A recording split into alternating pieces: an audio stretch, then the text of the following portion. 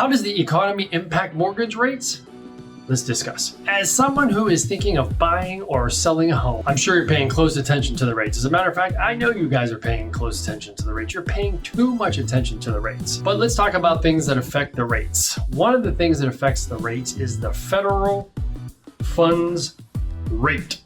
Now, the federal funds rate, FFR, is what influences how much it costs banks to borrow money from each other. While the Federal Reserve, or the Fed, doesn't directly control mortgage rates, they do control the FFR, the federal fund rate. So basically, they do control the rate.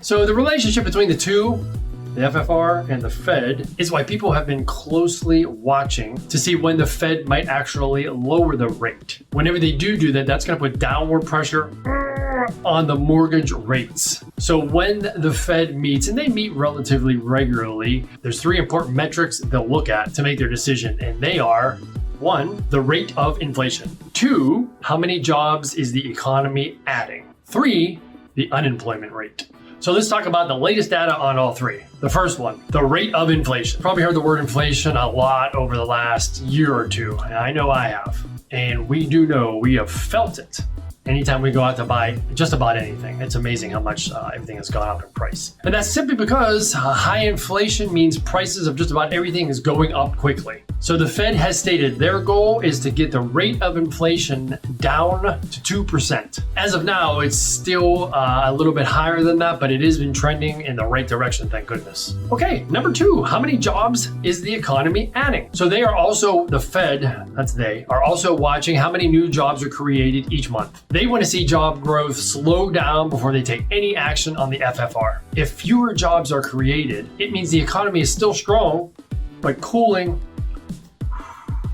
just a bit, which is their goal. And that appears to be exactly what's happening. So Inman News is saying the Bureau of Labor Statistics reported that employers have added fewer jobs in April and May than previously thought, and that hiring by private companies was a little sluggish in June. So basically what they're saying is, while employers are still adding jobs, they're just not adding as many.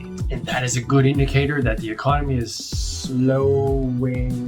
down after being overheated for quite some time. And this is an encouraging trend for the Fed to see, which is also an encouraging trend for us to see the Fed see.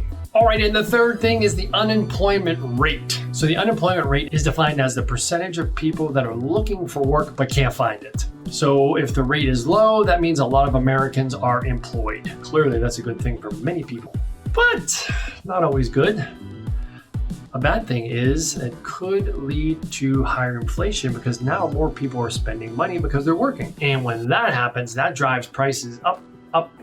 Right now, the unemployment rate is low, but it's been rising slowly over the past couple of months.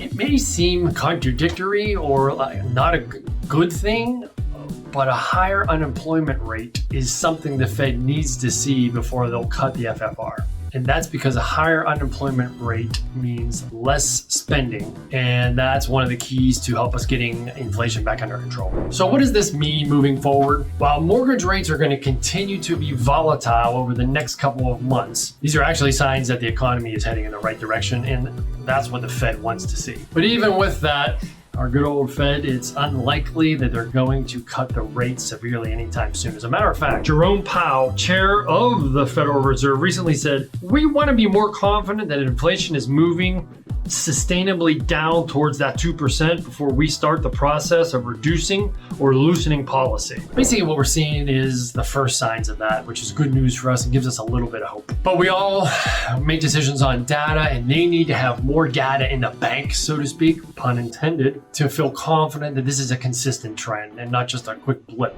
According to the CME FedWatch tool, experts say there's a projected 96.1% chance the Fed will lower the federal funds rate at their September meeting.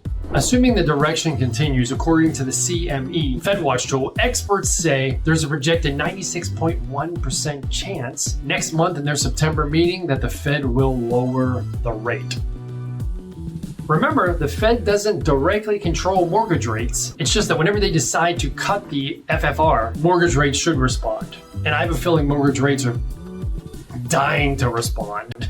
So it's proven to not be a good idea to try to time the market. I've been talking to my buyers and sellers about this. Buyers are like waiting for the rate to come down, and sellers are building houses or flipping houses trying to determine the rate. And I always say, don't make your decisions based on the rate. The rate is what it is. You can always refinance down lower later on down the line. Mortgage banks are going to be trying to get your business over the next couple of years to do that anyway. Now, the timing at which the Fed could take action on this cut is impacted by a lot, and you hear this a lot. Oh, the election. Oh, the election. Oh, the election.